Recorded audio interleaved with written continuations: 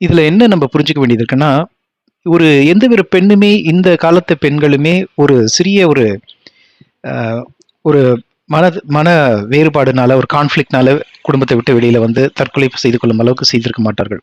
அதை தாண்டி மிக குரூர முறையில அவர்களை மிரட்டி, வன்கொடுமை செய்து, அவள வந்து "நீ வெளியில போனா நான் இந்த மாரி செஞ்சுருவேன்."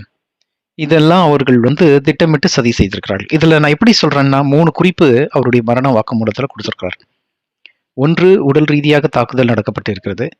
உளவியல் ரீதியாக தாக்குதல் நடந்திருக்கிறது. மேலும் அவர்கள் கிரிமினல் என்கின்ற வார்த்தையை சொல்கிறார். கிரிமினல் என்றால் திட்டமிட்ட சதி செய்பவர்கள். இதிலிருந்து அவர்களை நாம் தண்டனை அளிக்க வேண்டும் என்று கேட்டுக்கொள்கிறோம். நன்றி, வணக்கம்.